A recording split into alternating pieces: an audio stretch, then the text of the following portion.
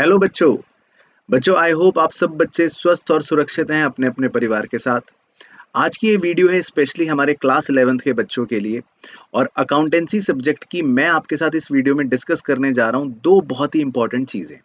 सबसे पहले आपका डिटेल्ड एनालिसिस की टर्म 2 का आपका सिलेबस क्या है और उसके बाद सबसे इंटरेस्टिंग उस सिलेबस में से आखिर इंपॉर्टेंट चैप्टर्स और हमारे टॉपिक्स क्या हैं जिसको कहते हैं टेक्निकल भाषा में एबीसी एनालिसिस। तो मैं आपको वीडियो के एंड में बताऊंगा कि कौन से चैप्टर्स हैं ए लिस्ट में, कौन से चैप्टर्स हैं बी लिस्ट में और कौन से चैप्टर्स हैं सी लिस्ट में वेटेज के हिसाब से। तो इस वीडियो को पूरा एंड तक ध्यान से देखना।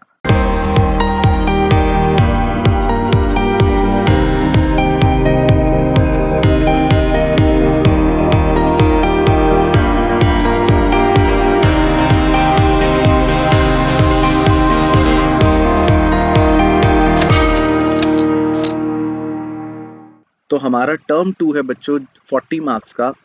उसमें सबसे पहले हमें यूनिट 2 यानी कि अकाउंटिंग प्रोसेस जो दे रखा है, कुल मिलाकर इसकी वेटेज हमें दे रखी है 12 नंबर की। ठीक है, एग्जाम के हिसाब से। अब इसके अंदर अगर मैं आपको बताऊं तो टोटल 3 चैप्टर्स इंक्लूडेड हैं। पहले चैप्टर का नाम है ट्रायल बैलेंस।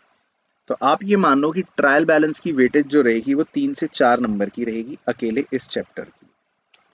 दूसरा जो चैप्टर यहाँ पर इंक्लूडेड है वो है रेक्टिफिकेशन ऑफ एरर्स।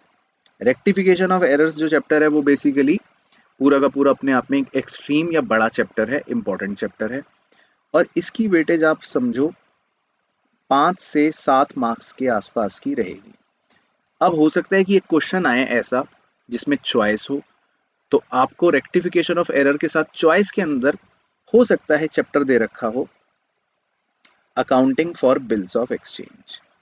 यानी कि इस यूनिट के अंदर कुल मिलाकर 3 चैप्टर्स हैं और accounting for bill of exchange भी एक इंपॉर्टेंट और बड़ा चैप्टर है जिसकी वेटेज है 5 से 7 नंबर की। अब कुल मिलाकर ये पूरा यूनिट 12 नंबर का आएगा। तो हो सकता है इसमें तीनों में से छोटे छोटे क्वेश्चन आ जाएं, 4 नंबर के, या 4 4 या कुछ 4 2 और 6 नंबर का। इस तरह से वेटेज बनाई जा सकती है और हो सकता है अगर बड़ा ही क्वेश्चन आया तो चॉइस भी दे सकता है। लेकिन आप समझना कि इसमें 3 चैप्टर्स हैं। ट्रायल बैलेंस इसमें छोटा चैप्टर है लेकिन रेक्टिफिकेशन बड़ा है और बिल्स ऑफ एक्सचेंज बड़ा है। तो ज़्यादा फोकस अगर आपको करना होगा तो इन दोनों चैप्टर्स पे ज़्यादा करना, इनकी वेटेज ज़्यादा है। तो 12 में से ऑब्वियसली ज़्यादा वेटेज ये दोनों ही रखेंगे। फिर आ जाते हैं हम यूनिट 3 पर। अब देखो इसके अंदर भी 3 चैप्टर्स मिला दिए। एक दे दिया financial statements of sole proprietorship.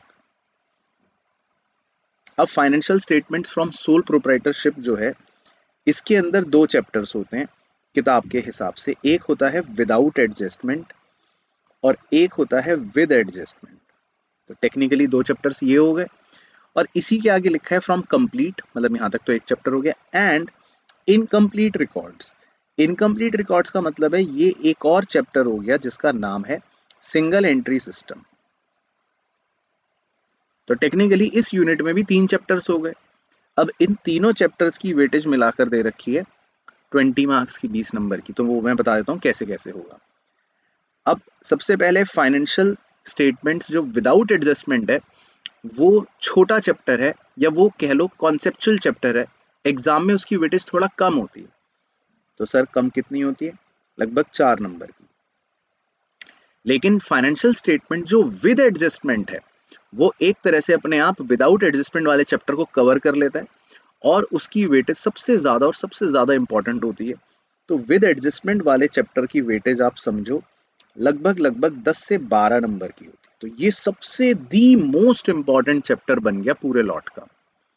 और जो तीसरा चैप्टर है इस लॉट में सिंगल एंट्री सिस्टम या अकाउंटिंग फ्रॉम इनकम्प्लीट रिकॉर्ड्स, उसकी वेटेज लगभग होती है 4 नंबर की या ज़्यादा से ज़्यादा 6 की, जिसके चांस कम है।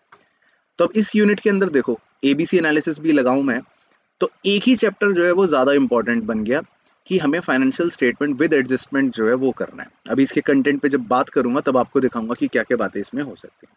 तो 20 नंबर ये हो गए। उसके बाद जो लास्ट यूनिट है पूरा का पूरा कंप्यूटर्स इन अकाउंटिंग, तो इसको आप एक ही यूनिट की तरह मानो जो पूरा थ्योरेटिकल है, रटने वाला है, जो है 8 नंबर की वेटेज का। तो इन नटशेल जो हमारा टर्म 2 का सिलेबस है वो ये है। अब इसमें भी हर चैप्टर के अंदर क्या क्या वो पूछ सकता है, क्या क्या बातें कवर होती हैं, वो एक बार आपको मैं ब्रीफली दिखा देता हूँ। तो सबसे पहला चैप्टर था जो हमने कहा था वो था bills of exchange. Bills of exchange के अंदर देखो आपको क्या क्या पता होना चाहिए। बेसिकली बिल्स ऑफ एक्सचेंज का और प्रॉमिसरी नोट का सिंपल डेफिनेशन, इनके क्या फीचर्स होते हैं, इनमें कितनी पार्टीज होती हैं, बेसिक। बिल्स ऑफ एक्सचेंज और प्रॉमिसरी नोट के बीच में क्या डिफरेंस होता है, बेसिक।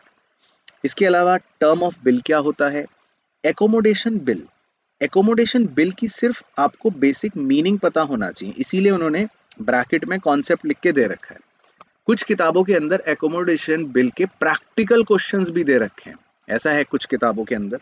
तो अगर आपकी किताब में एकोमोडेशन बिल के कोई प्रैक्टिकल क्वेश्चंस दे रखे हैं तो वो आप कट कर देना, वो ना तो आपको सिखाएंगे ना पढ़ाएंगे, ना ही वो एग्जाम में दे सकते हैं।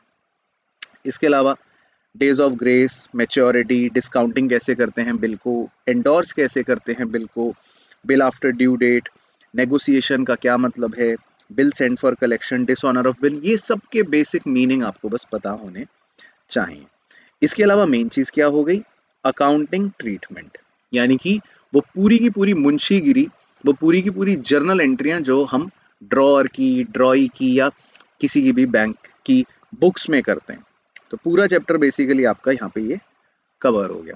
अब इन्होंने नीचे नोट में खुद दे रखा है कि excluding the accounting treatment for accommodation bill.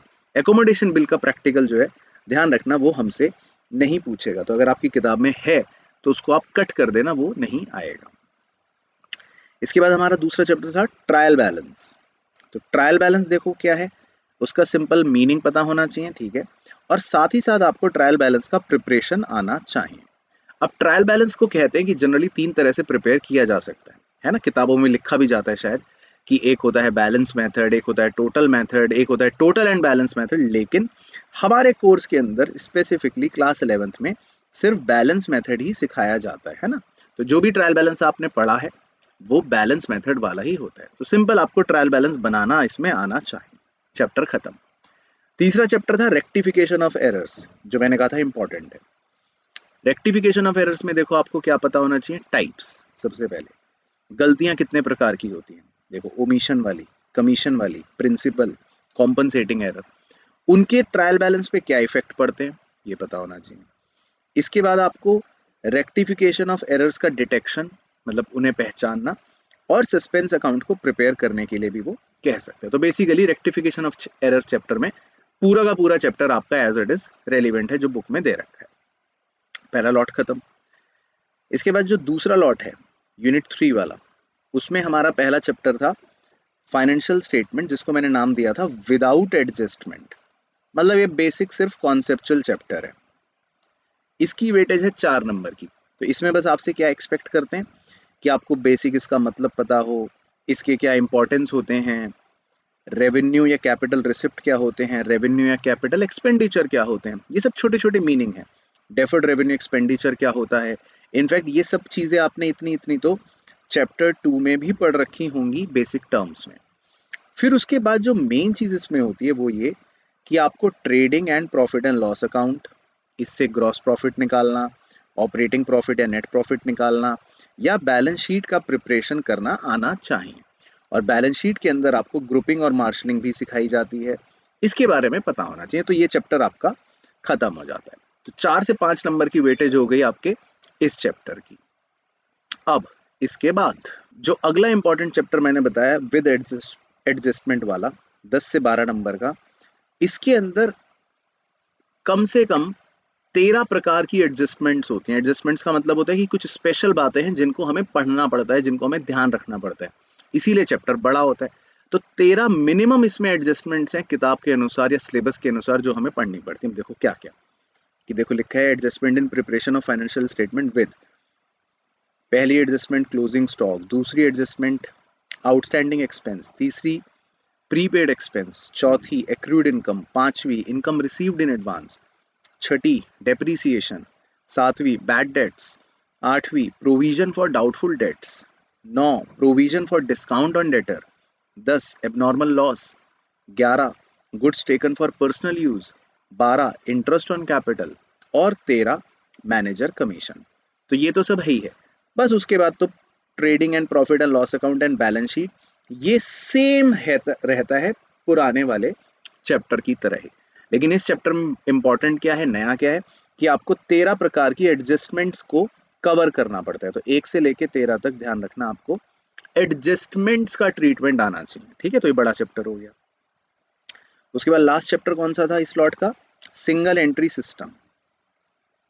ये छोटा चैप्टर है, 4 नंबर की वेटेज रखेगा। इसमें सिर्फ आपका एक ही क्वेश्चन आएगा जिसमें आपसे कहेगा कि प्रॉफिट या लॉस निकालो स्टेटमेंट ऑफ अफेयर्स बना के। यानी कि इसमें किताब में एक बड़ा मेथड भी होता है जिसमें बहुत सारे लेजर अकाउंट बनाने पड़ते हैं, वो मेथड आपको नहीं करना, ध्यान रखना, उस मेथड को काट देना किताब में। आपको सिर्फ एक ही मेथड पढ़ना है, स्टेटमेंट ऑफ अफेयर्स मेथड, जिसमें सिर्फ आपको प्रॉफिट या लॉस कैलकुलेट करना आना चाहिए, दैट्स इट। तो ये हो गया हमारा सिंगल एंट्री सिस्टम वाला चैप्टर। उसके बाद कंप्यूटर्स इन अकाउंटिंग जो है वो मैंने आपको बताया, उसको आप पूरा एक ही यूनिट मानना, जिसमें पूरी की पूरी थ्योरी रहेगी जो आपको एज इट इज पढ़नी है और वो आपको किताब में दे रखी होगी। तो ये था पूरा सिलेबस का सिनॉप्सिस या एनालिसिस कि क्या हमारे टर्म 2 का सिलेबस है कंप्लीट। तो ये बेसिकली मैंने ब्रीफ में आपका पूरा एबीसी एनालिसिस कर दिया कि सबसे इंपॉर्टेंट वेटेज के हिसाब से ए कैटेगरी का बन गया फाइनेंशियल स्टेटमेंट विद एडजस्टमेंट का चैप्टर, बी कैटेगरी में बन गए थोड़ी सी कम वेटेज वाले रेक्टिफिकेशन ऑफ एरर्स और बिल्स ऑफ एक्सचेंज का चैप्टर, और सी कैटेगरी में बन गए सबसे कम वेटेज वाले आपके trial balance, single entry system और फाइनेंशियल स्टेटमेंट विदाउट एडजस्टमेंट। तो जब आप रिवीजन करोगे, एग्जाम की तैयारी करोगे, उससे पहले आप ए कैटेगरी वाले चैप्टर को सबसे पहले और सबसे अच्छे से करना, बी को थोड़ा बाद में करना और सी को सबसे लास्ट में कर सकते हो, तो ये आपको हेल्प करेगा। तो ये था बच्चों हमारा पूरा डिस्कशन हमारे सिलेबस और एबीसी एनालिसिस का, सारे इंपॉर्टेंट चैप्टर्स का वेटेज के साथ। तो आई होप बच्चों आपको आज की ये वीडियो पसंद आई हो और आप सभी बच्चे हमारे वॉरियर्स अब तक बन चुके हो। और अगर अभी भी आप हमारे वॉरियर्स नहीं बने हो, यानी कि हमारे वॉरियर्स बैच को अभी तक आपने ज्वाइन नहीं करा है, तो नीचे ऐप का लिंक दे रखा है, जाइए ऐप को डाउनलोड कीजिए, अपना बैच कोड हमें भेजिए वॉरियर्स 11, यानी कि वॉरियर्स 11 नाम से बैच कोड भेजने पर आप हमारे इस बैच का पार्ट बन जाएंगे, जहां पर होगा आपका अकाउंटेंसी, बिजनेस और इकोनॉमिक्स का पूरा टर्म 2 के हिसाब से तैयारी का सिलेबस। और इस वॉरियर्स बैच की कंप्लीट डिटेल जानने के लिए इस वीडियो लिंक पर क्लिक कीजिए। मिलते हैं आपसे नेक्स्ट वीडियो में।